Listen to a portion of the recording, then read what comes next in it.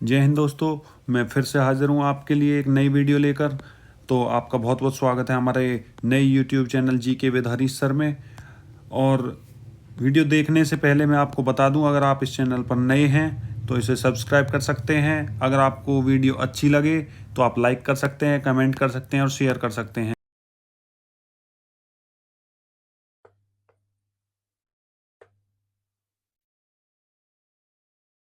First question है, जीवाणु की खोज सर्वप्रथम किसने की थी? तो ल्यूवन हॉक ने जीवाणु की खोज की थी। क्वेश्चन नंबर सेकंड है, दूध के दही के रूप में जमने का कारण क्या है? लैक्टोबैलिसिस। लैक्टोबैलिसिस के कारण ही दूध दही के रूप में परिवर्तित हो जाता है। फलों का अध्ययन क्या कहलाता है? फलों का अध्ययन पोमोलॉजी कहलाता है। नेक्स्ट है, पित्तल किन दो धातुओं का मिश्रण है? तांबा और जस्ता। तांबा और जस्ता को मिलाकर हम एक जो अलॉय बनाते हैं उसको बोलते हैं पीतल। नेक्स्ट है, पागल कुत्ते के काटने से कौन सी बीमारी हो जाती है? हाइड्रोफोबिया। हाइड्रोफोबिया का मतलब होता है पानी से डर लगना। जिस पर भी जहां पर भी आप देखते हो हाइड्रो, हाइड्रो का मतलब एक रूट वर्ड है हाइड्रो, पानी से रिलेटेड है, तो हाइड्रोफोबिया हो जाता है। किस रंग का तरंग दैर्ध्य अधिकतम होता है? तो बेटा लाल रंग का तरंग दैर्ध्य सबसे अधिक होता है और वॉयलेट का सबसे कम होता है, जिसको हम बैंगनी कहते हैं। बैंगनी कलर का तरंग दैर्ध्य सबसे कम होता है। न्यूट्रॉन की खोज किसने की थी? तो चैडविक ने न्यूट्रॉन की खोज की थी। विद्युत प्रतिरोध का मात्रक है ओम। विद्युत प्रतिरोध का कौन सा मात्रक है? ओम। लाल रक्त कण का जीवन काल कितना होता है? तो 120। अगर यहीं पे आ जाता, सफेद रंग का कितना होता है? तो 2 से 4 दिन। दूध की शुद्धता का मापन किस यंत्र से किया जाता है? तो लैक्टोमीटर। आप लैक्टोमीटर से पता लगा सकते हैं कि दूध कितना शुद्ध है, इसमें कितना पानी मिलाया गया है। गोबर गैस में मुख्य रूप से क्या पाया जाता है? तो गोबर गैस में मुख्य रूप से मीथेन पाया जाता है। क्वेश्चन नंबर नेक्स्ट पे चलेंगे, प्रकाश वर्ष किसकी इकाई है? तो दूरी की इकाई है प्रकाश वर्ष। केंचुए की कितनी आंखें होती हैं? केंचुओं को कोई भी आंखें नहीं होती। राष्ट्रीय विज्ञान दिवस कब मनाया जाता है? 28 फरवरी को हम राष्ट्रीय विज्ञान दिवस मनाते हैं। अगर आप इस चैनल पर नए हैं तो हमारे चैनल को सब्सक्राइब कर सकते हैं। बाकी आपके लिए बहुत अच्छी अच्छी हम वीडियो लेकर आएंगे। वीडियो में कोई गलती हो जाती है तो आप हमें कमेंट कर सकते हैं। आपको वीडियो अच्छी लगे तो लाइक और कमेंट दोनों कर सकते हैं, शेयर कर सकते हैं।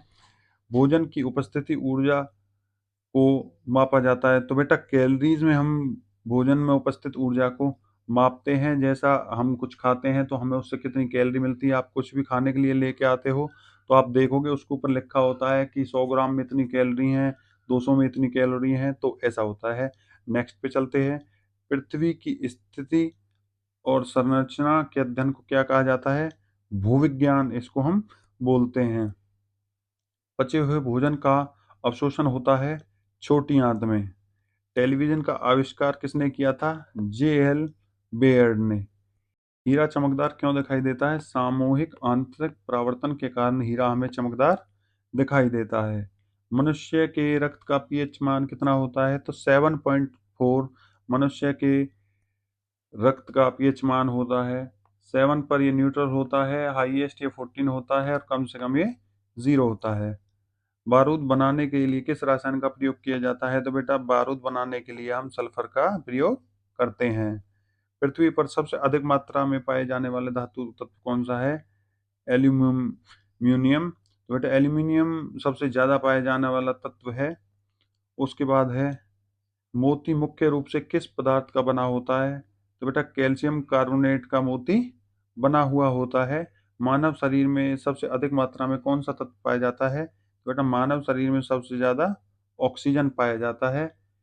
क्योंकि आप देखते हो मानव शरीर में 70% किससे बना हुआ है? पानी से। और पानी का सूत्र है H2O, हाइड्रोजन और ऑक्सीजन। हाइड्रोजन के 2 मॉलिक्यूल और ऑक्सीजन का एक। किस प्रकार के उत्तक शरीर के सुरक्षा कवच का प्रयोग करते हैं? एपिथीलियम उत्तक। एपिथीलियम उत्तक जो होते हैं बेटा हमारे सुरक्षा कवच का काम करते हैं।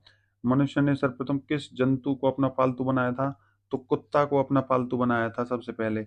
किस वैज्ञानिक ने सर्वप्रथम बर्फ के दो टुकड़ों को आपस में घिसकर पिघला दिया था? तो डेवी।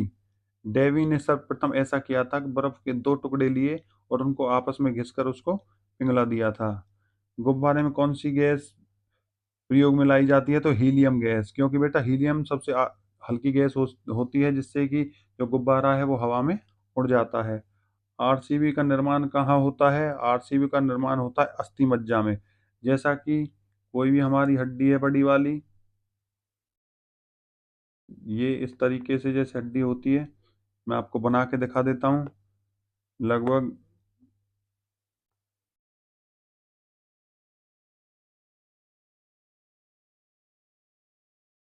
ऐसे जो हड्डी होती है इसके अंदर ऐसे बना होता है अस्थि मज्जा। ठीक है बेटा।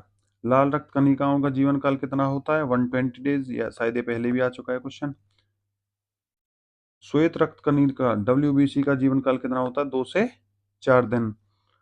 श्वेत रक्त कणिका WBC क्या कहा जाता है? ल्यूकोसाइट, ल्यूकोसाइट कहा जाता है। और आरबीसीज को कहा जाता है एंथ्रोसाइट। शरीर का ताप नियंत्रक कौन करता है? हाइपोथैलेमस ग्रंथि जो है वो हमारे शरीर में जो तापमान होता है उसको नियंत्रित करती है। उसके बाद है, किस ब्लड ग्रुप को सर्वदाता रक्त समूह कहा जाता है? तो बेटा सर्वदाता है ओ ब्लड ग्रुप, जो सभी को दे सकता है। ओ नेगेटिव ऐसा है जो रेयर मिलता है, और ए बी पॉजिटिव लगभग सबसे ज़्यादा लोगों में पूरे विश्व में पाया जाता है। तो सर्वग्राही कौन सा है? A B blood group. रक्तचाप, ब्लड प्रेशर मापने के यंत्र को क्या कहा जाता है? सिफ्गेमो मैनोमीटर, सिफ्गेमो मैनोमीटर कहा जाता है। ब्लड बैंक कहलाता है पिलिया, पिलिया को हम मनुष्य शरीर का ब्लड बैंक कहते हैं। मनुष्य का पाचन प्रारंभ होता है मुख से। बेटा मनुष्य का जो प्रारंभ होता है वो मुख से होता है। पित्त स्रावित होता है यकृत द्वारा, पित्त स्रावित होता है यकृत द्वारा। उसके बाद है, विटामिन ए कहाँ संचलित होता है? यकृत में। विटामिन ए कहाँ संचित होता है? यकृत में। शरीर की सबसे बड़ी ग्रंथि है लिवर, यकृत जिसको हम बोलते हैं। सबसे छोटी ग्रंथि स्मॉल ग्लैंड कौन सी है? पीयूष ग्रंथि, जिसको हम पिट्यूटरी ग्रंथि भी कहते हैं। किस ग्रंथि को मास्टर ग्रंथि कहा जाता है? पिट्यूटरी ग्रंथि को हम मास्टर ग्रंथि कहते हैं। पिट्यूटरी ग्लैंड कहाँ पाई जाती है बेटा? ये मस्तिष्क में होती है। और शरीर में हड्डियां कितनी होती है कुल? 206। शरीर में मांसपेशियों की कुल संख्या कितनी होती है? 639, 639। नेक्स्ट पे चलते हैं। लार सलाइवा में कौन सा एंजाइम पाया जाता है? टाइलिन। टाइलिन के द्वारा ही हमारा खाना जल्दी पच जाता है। विषाणु का अध्ययन क्या कहलाता है? वायरोलॉजी। और पक्षियों का अध्ययन कहलाता है पक्षी विज्ञान। धन्यवाद दोस्तों, आपने वीडियो पूरी देखी, और आपको मैं आशा करता हूँ वीडियो अच्छी लगी होगी। अगर हमने कोई गलती की है तो आप कमेंट में लिख के बता सकते हैं। आगे से हम अपनी गलती को सुधारेंगे। और आप चैनल को सब्सक्राइब कर सकते हैं। Thank you.